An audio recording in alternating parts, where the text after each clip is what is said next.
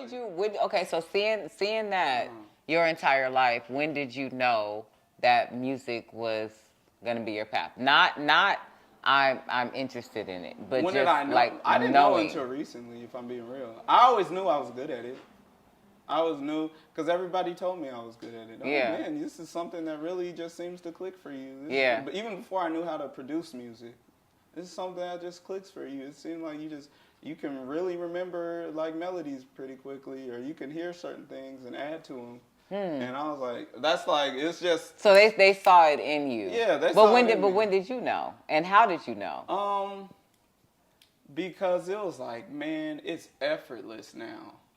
Like I can mix and master, create a song from I could create a song from just an idea, not an idea, and have it finished at a professional level in less than 24 hours. Now. Well, you said it's effortless. And I was like, nothing feel, and it's not only is it effortless, it just feels right.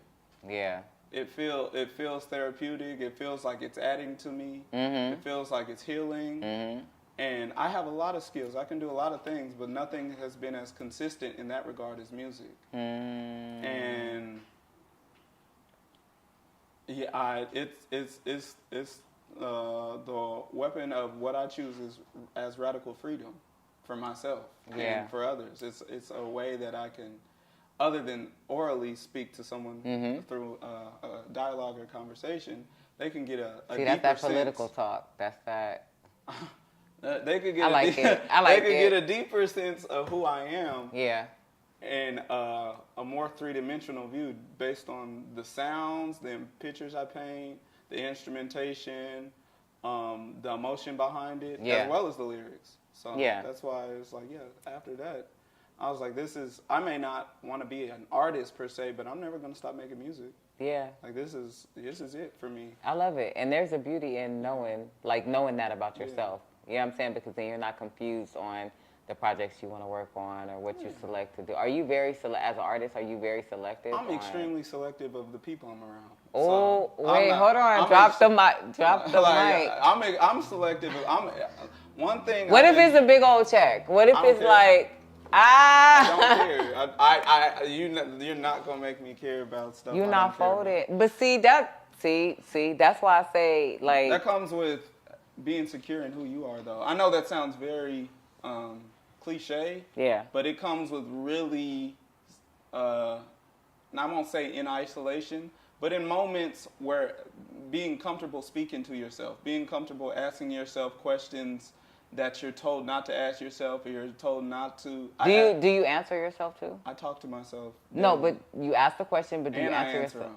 I do too. People told me I was a weirdo for that. I don't think that. I think it's I have full-on conversations. It's not. Was that outside? Yeah. Sure. It's not conventional in the sense of, like, I'd say it's. Well, it wasn't gunshots, guys. I didn't think so. I thought somebody was knocking at the door. No, it's somebody's car downtown traffic. I got you. But it's not conventional in the way of it being, like, positively accessible. Nobody's going to think about that and be like, oh, my God, that's normal. Yeah. Because most people don't even reflect upon minor things within themselves. They move through their day very autonomously.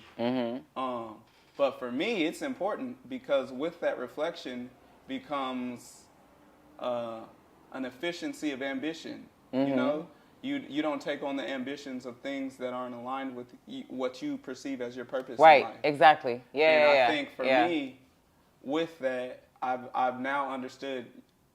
I can get fulfillment from specific things, specific environments, and specific people.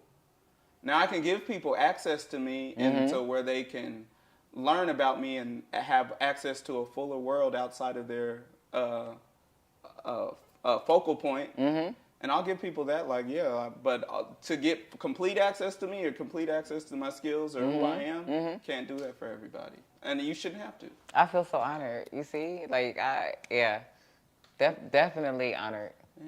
Definitely honored. Okay, so that's where that passion came. And then wait, again, what age did you realize this is what I'm going to do for the rest of my life? At 11, when I first started doing it, I knew I wasn't gonna stop. I knew I wasn't gonna be a music artist, but I knew I was gonna be a producer. Yeah. I knew it. Like I remember we were all sitting in the den of my grandma's house around.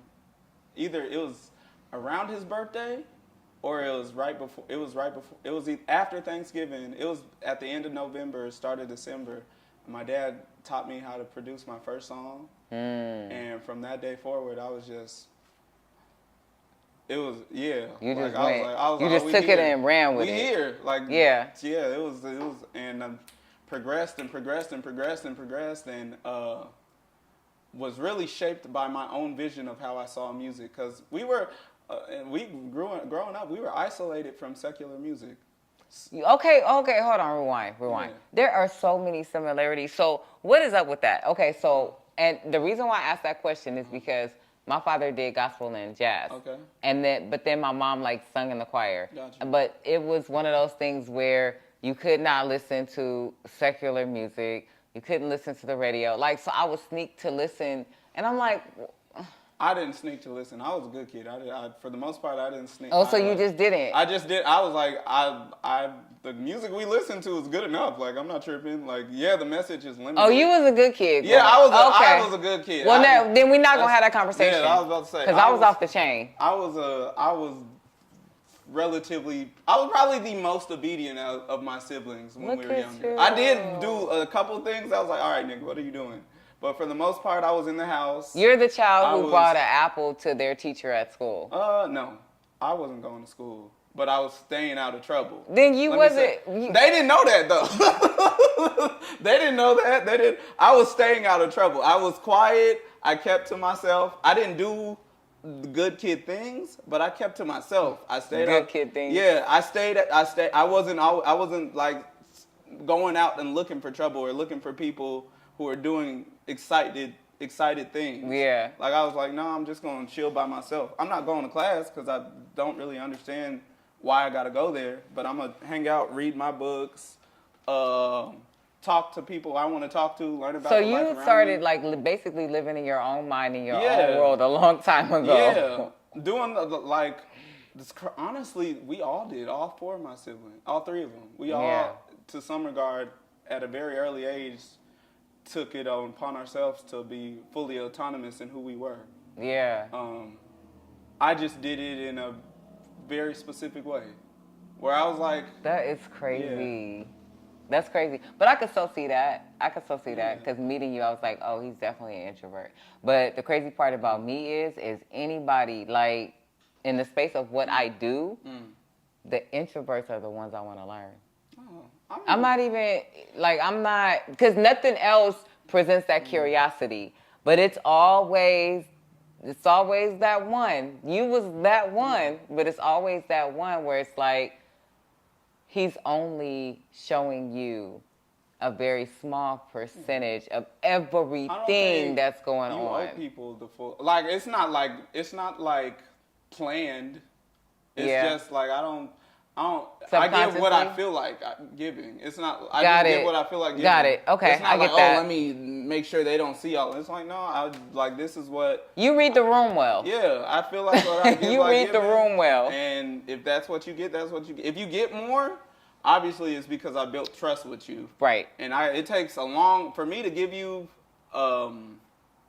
all of who I am, I guess, which is in general, you got to build trust. Yeah. But it takes a lot of trust. I gotta know how deep your accountability to integrity is for me to really take it there. If I know that through any environment, through any temperament, your integrity remains the same, we're good. We're probably going to be best friends because I know that you stand up not only for yourself, but you stand up for people. For you to have integrity and be in this industry is wild. I'm not in this industry. They don't even. I mean, but no. Yes, you are. I mean, I'm in it by proxy, but I'm not in it primarily. I'm in it because I just have skills that people. Right, but that makes you a part of it, though. That makes you. I guess, but I mean. I feel like, I guess it's whatever the nuance you think of industry. I think a lot of people, if they were thinking of industry conventionally, They think of, okay, I'm trying to make a name for myself. And I'm going to network, but over time, I want to acclimate a name for myself so I can use that as transactional currency and then profit off of that. For me, I don't have a desire to make a name for myself. I don't have a desire to be in rooms with people. Yeah, no, you definitely say that, but that's what makes you so interesting, though. I just want to let you know that. Yeah, that's what because it's like, okay, there's a mystery. You know, what is that? What is that about? I think it's obvious. I think I found out who I wanted to be early. Yeah. I think most people who go into entertainment spaces are seeking a validation that was never claimed in their younger days, younger years, or whatever. And I found that validation. One, because I was, thank God, blessed in a family that was validating and did see me for who I was and loved me. Most people in the industry don't have that. Yeah. Like, they're seeking a validation that isn't foundational. Yeah. So that's one thing. But on top of that, I've also, like I said, I was fully autonomous and proactive about figuring out who I was. Okay, pause. That's what they say nowadays, right? Pause. Go ahead. When you say figuring out who you was or who you are. Who I am. Who you are. In real time. In real time. Yeah. Who you are in real time. So, raw conversation style, definitely got to ask a question. Go ahead. So, we've had discussions, and I got to look at my notes because I don't want to say it wrong. You know, when I'm just going to tell you, when you start getting into the LGBTQPI. You don't got to do that. I just said it. LGBTQ+. You just checked me, didn't you? That was. It wasn't on purpose, but I have to because I got to represent for people who can't represent. No, you know what? And I'm gonna tell you right now, I appreciate you for that. Got you. I have friends that are from that community. That is their story. That is who they are. Actually, a good friend who passed away, I think I shared with you, that's from Pasadena. And definitely, it took time for me to actually learn and understand it. We all come from different backgrounds, and my biggest thing is number one, let me be very clear. I don't care about who's sleeping with who. That ain't never been, I know how to mind my business on purpose, right? Okay. But at the same time, what I learned is that it's not even about that.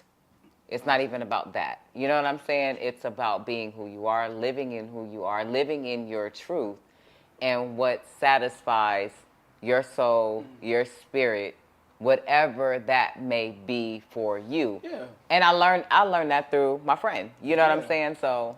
I mean, most people who align on that spectrum are living proxies of that.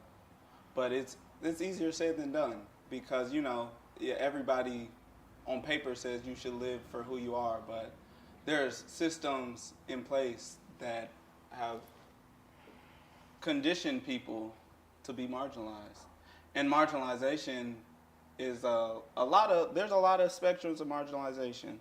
Like if this is marginalization, you can be marginalized through your race and your ethnicity and even your nationality sometimes. Yeah. You can be marginalized through your gender and your sexual expression or sexuality.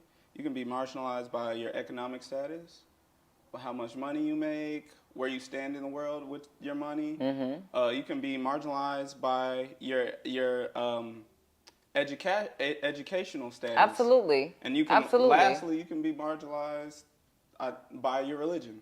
Yeah, absolutely.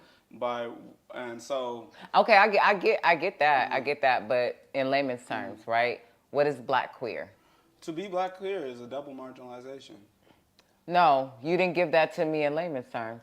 So marginalization means you're of a specific group that is you're a lot more vulnerable to oppression because of how you identify. No, that part I get. Okay. I get what it means to be marginalized, but what I'm saying black queer. Oh, you're leading into that. Double marginalization.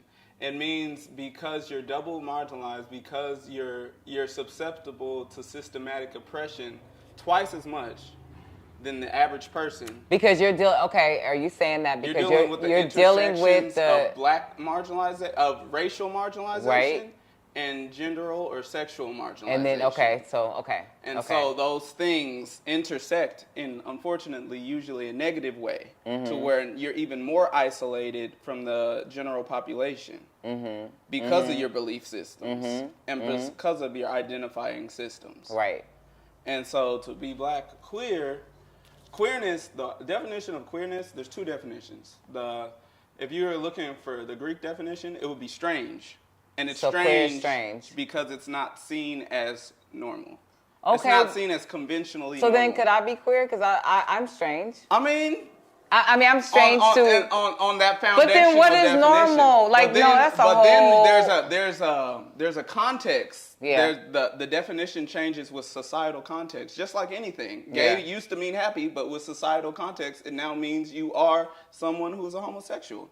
That's like the societal contextualization that changes definitions. And that doesn't even have to do with an identifier. That happens with words all the time. So queer, and I'm a wordsmith. So queer is identified as strange. Yeah, and what was the second definition? So the second definition, I'd say, is anything that does not identify with heteronormative normativity. Like, so if you don't identify as a heterosexual, if that's not something you align with, you're under the queer umbrella. Oh, got it. So whether it's your personal identity or your practices. So if I'm a woman and if I'm interested in just men, that makes me normal. But if I'm a woman and I'm interested in men and women, then that takes me from being normal into the box of queer. You start you would start aligning yourself more in the queer umbrella. And then once you get in the queer umbrella, then you got 1,000 umbrellas underneath that. And then there's a bunch of subcategories. People are desiring to be able to define themselves. Because in the system of hegemony, our current system, let me explain what hegemony is. Hegemony is the most sought after position in society. Okay. So to be a hegemonic male, in the aspect of hegemony, you're a provider, you're a good sexual partner. You handsome, strong, whatever is seen as the focal lens of hegemony. The hegemonic woman in the aspect of our current hegemony. You're beautiful, you're bodied, you're damn near a servant to some extent, you're a caretaker. You're a lover. Those are things that are seen as ideal. Okay. But that's they're only. I'd say they're only as important as the time period, because hegemonies evolve. The things people find important evolves as societies progress. Has certain subsects of societies collapse and then they're rebuilt. Like before Puritan Christian culture, you would go across the world and in African cultures and Native American cultures and certain Asian cultures, it was pretty normal to have more than two genders. Yeah.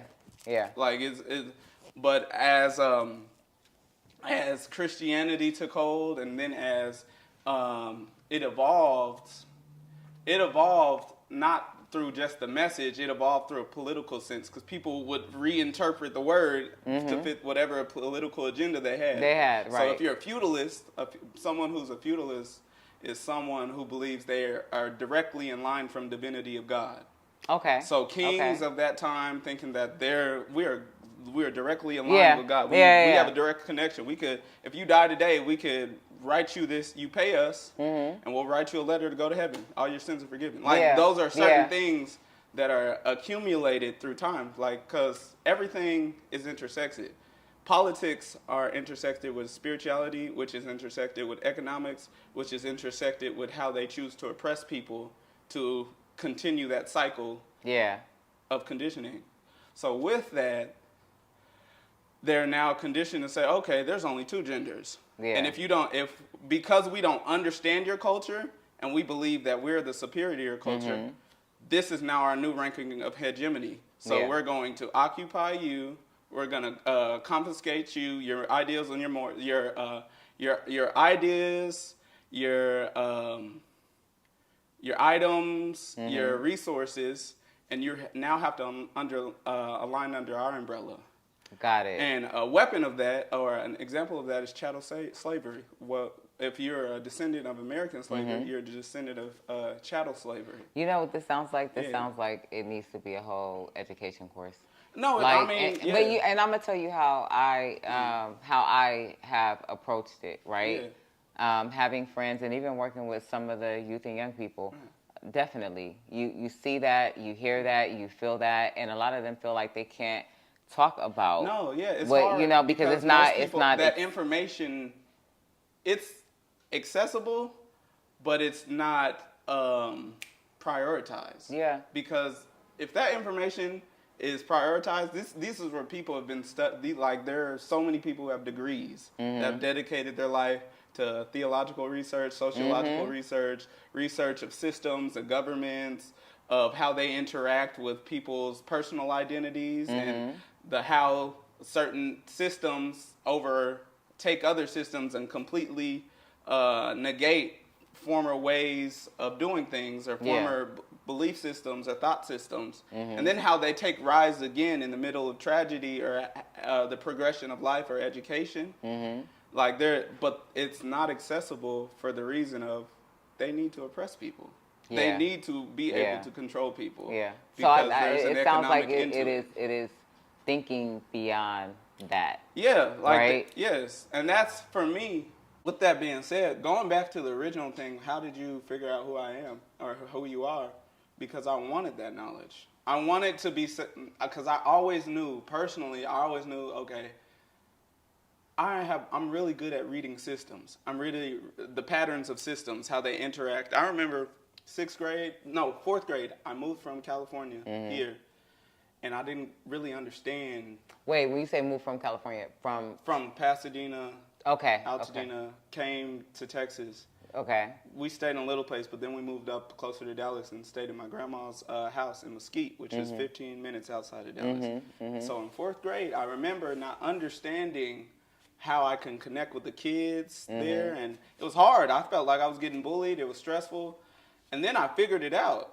I figured out the system, and the system is finding the most vulnerable person and capitalizing off of them. I found that out in fourth grade. I was able to figure that in fourth grade. Yes, I now have to become a class clown, find that person, and that's how I move up in the scale of hegemony of popularity. Yeah. But it got to the point where my best friend at the time, he became that person, and I had to make a choice. This person, he's my best friend. He invites me to his house. He buys me stuff. Oh, you trashing the friendship? No, he buys me stuff. What's more important, my friendship outside of this? That's what I'm saying. With people I don't know. Right. Or, having that interpersonal, intimate friendship with that person who and I had to come up with that. So what did you choose? I chose him. And so my popularity immediately, because I stopped making jokes. I was like, I don't think that's funny. Like I'm not going to use this person as the conduit of our validation. And so I recognized that system, and so it made me start. I was like, what other systems are going on? Like social systems, social dynamics are going on.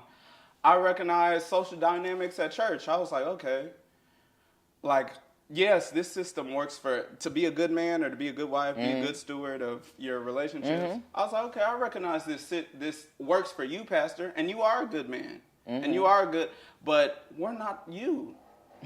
We're not you. Like, you are a good man. I can't lie and say, but I'm not you. I don't think like you. Some of the things you say they don't contextually make sense to my contemporary life, as well as my brother or anybody else I know. Yeah. But we're trying to fit into this cookie cutter archetype of what a man's supposed to be. A circle and a square, or a square and a circle. Because we see how much you've gotten out of it, and we would like that validation in equivalence to our own lives, even if it doesn't work. Yeah. But I realized it wasn't working.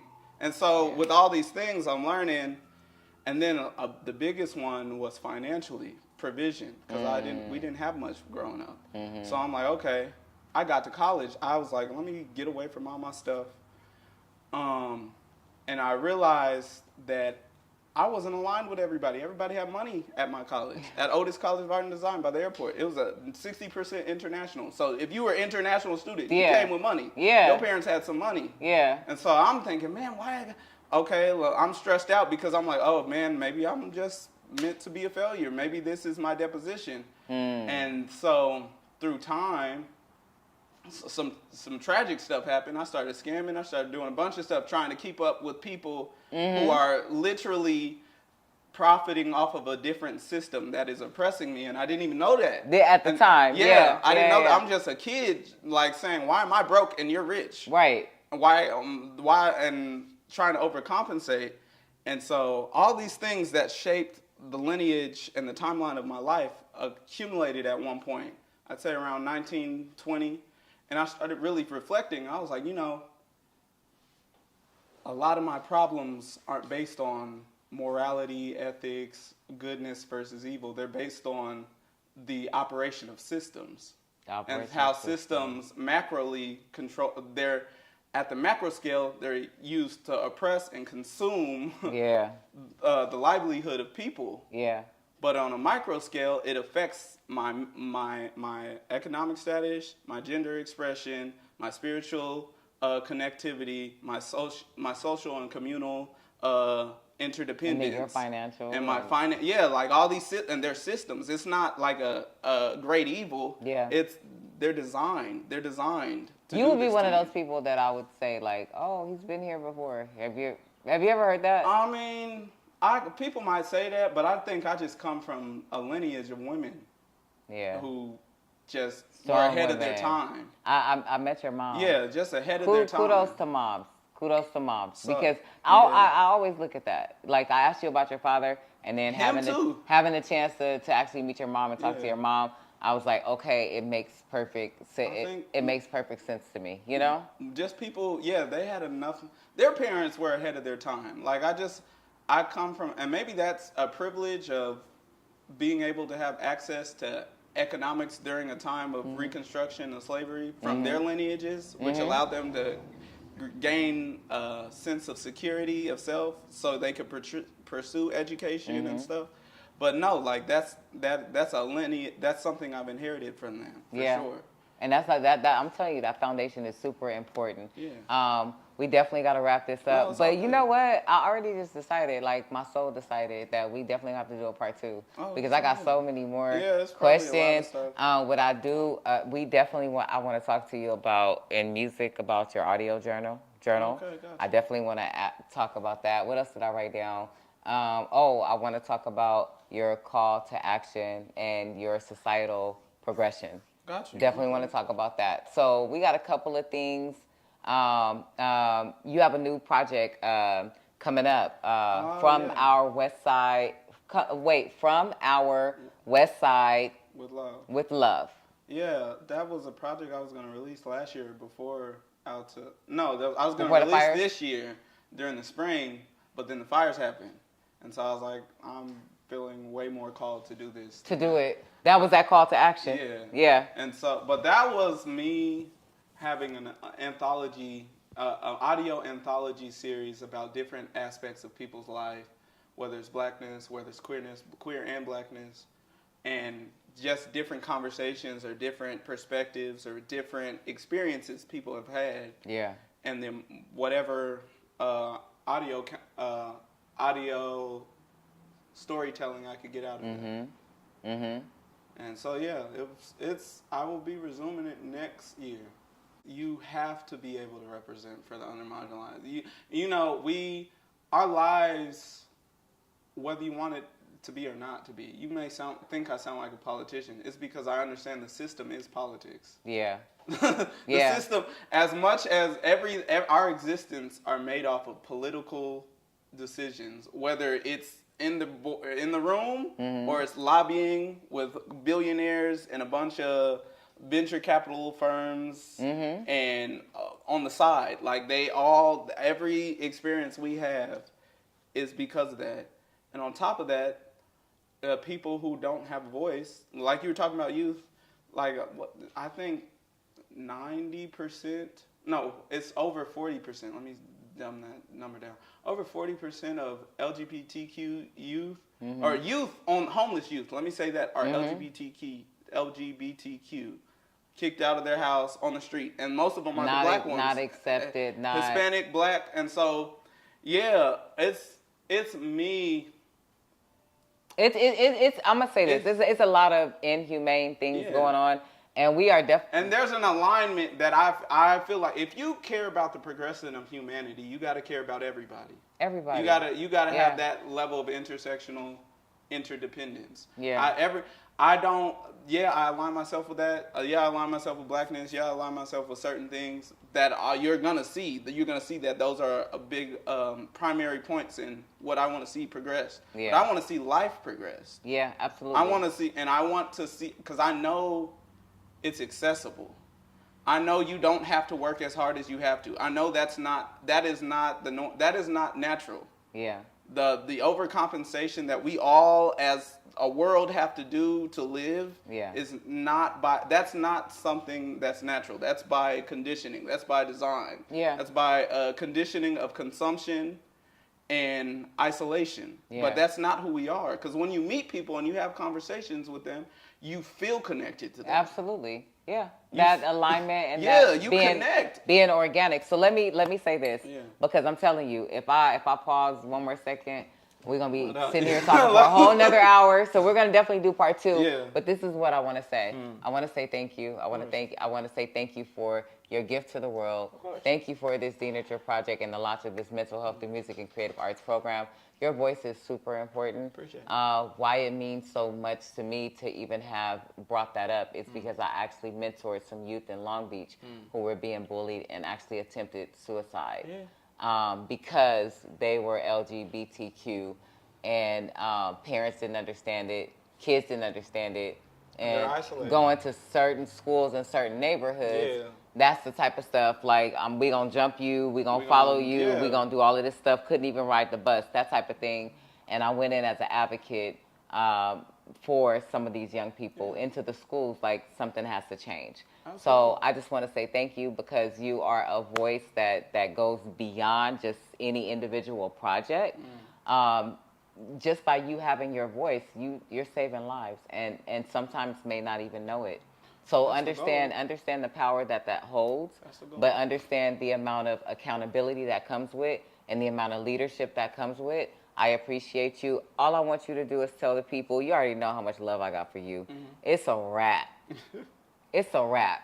For real, forever, right? Yeah. But please tell the people where they can follow you, find you, support your music. Even though he incognito, y'all for real gotta check out his work. Like he's dope. You can find me on Instagram at Sign of Times, SYGN of Times. On Instagram, Signwave, SYGN/WAV dot. Wait, no, let's say that again. Rewind that. I wish you had a pen. I'd show you. SYGN/WAV dot. You definitely creative. You had to write it down. You had to. Yeah, right. I'll be doing that too. No, but you can find that on any streaming platform. Yeah. But yeah, I'm around. And even more than that, if someone sees this and you want to have a conversation, you want to start asking yourself questions about life, I'm available to speak. Like, and that was just coming off the heart. Like, I'm available to talk to you, and you can ask. And if I have an answer for you, I'll give it to you. If I don't have an answer for you, I'm gonna read a book or read an article or a couple articles find out about it. Listen, he gonna figure it out. Yeah. Okay, what's your favorite track? Okay, it's a lot. Yeah, listen, you even let me ask the question, bro. My bad. Signature, right? That's what you're gonna ask. Roses all right, cool. Roses on the Hill is his favorite track, and mine is still Striving. Yes, that's gonna be mine. I don't know, forever. It just hit me different. But there's I like Woodbury. I like, oh my God. Robinson Park. Robinson Park is good. Like, there's no song on there that I heard where I was like, yo, this is trash.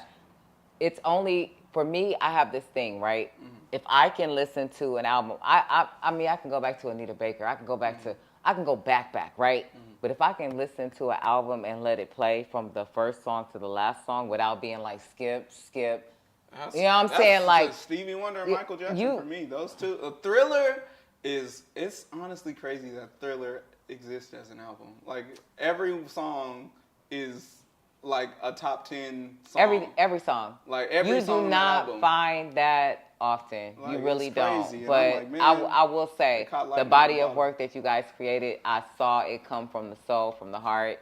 I can listen to it from the first track to the last track. And I appreciate. Of course. Snoopy, I know. We appreciate y'all. Let's say that. Because, you know, I want y'all to assert yourself as, you know, as women in the industry, whatever industries that you guys are in. Personally, I can't speak for everybody. I'm going to speak for me. Mm-hmm. I personally really appreciate it because I know the amount of overcompensation that you have to put in just to maintain your professionality within dealing with people who may for sure. Assume that you're not as qualified as you are. Those breathing exercises. Yeah. Like, and so, you know, I just want to say this. Never second guess yourself. We're here because of y'all. We're not here because of Mike Man. Love Mike Man. Love Coach K. Yeah. But we're here because you put us in that door with them. Yeah. And that was I'm here today because you've given up the space. You wanted to do this. Yeah. You chose to do this, and we're doing it because Kalima wanted to do it. So there's power in that. Wait, not Kalima. See, you're going to have to edit that out. Camila, my bad. No, it's okay. No, you was talking fast. It's okay. Camila. Absolutely. Wanted to, and there's power in that. But I told you alignment. Yeah, there's a lot of power in who you are. And I never feel like you got to wait on us. Because you are her. You really like that. Like you and Snoopy. Like, because it's more than just having a title. It's doing the work. That's the most important part. And you do more work than y'all two specifically do more work than any of us. Yeah. So I really appreciate that. Always love. Of course. For sure. We out. We out. Raw Conversations. We out.